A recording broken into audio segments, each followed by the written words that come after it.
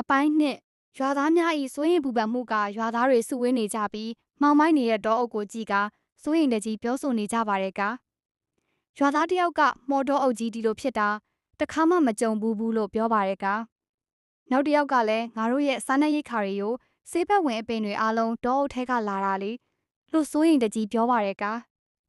ရွာကြီးကဲကတက်ပြင်းချရင်ဒီတိုင်းဆိုရင်ငါတို့ရွာဒုက္ခရောက်တော့မယ်ရောဘယ်သူများကယ်တင်နိုင်မလဲလို့ညင်းတွားကြတယ်ကတက်ပြင်းချရင်ဒီတိုင်းဆိုရင်ငါတို့ရွာဒုက္ခရောက်တော့မယ်ရောဘယ်သူများကယ်တင်နိုင်မလဲလို့ညင်းတွားပါတယ်ကအဲ့ဒီအချိန်မှာချယ်ရီကစိတ်ပိုင်းဖြတ်စွာနဲ့ကျမတို့သွားကြည့်ပါမယ်ရောမော်တော်အုပ်ကြီးကိုဘာဖြစ်လို့လဲဆိုတာရှာဖွေပါမယ်လို့ပြောလိုက်ပါတယ်ကယွန်းယွန်းကလည်းခေါင်းကြီးထောက်ခံရင်ဟုတ်ကဲ့ကိုကျမတို့တက်နိုင်သမျှလုပ်ပါမယ်လို့ကတိပေးလိုက်ပါတယ်က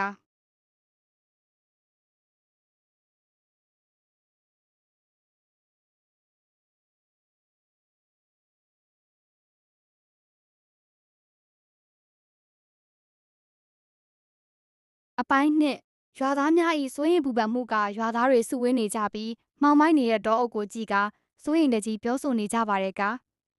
ရွာသားတယောက်ကမော်တော်အုပ်ကြီးဒီလိုဖြစ်တာတခါမှမကြုံဘူးလို့ပြောပါတယ်က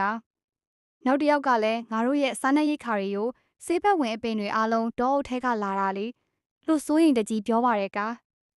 ရွာကြီးကဲကတက်ပြင်းချရင်ဒီတိုင်းဆိုရင်ငါတို့ရွာဒုက္ခရောက်တော့မယ်ရောဘယ်သူများကယ်တင်နိုင်မလဲလို့ညင်းတွားကြတယ်က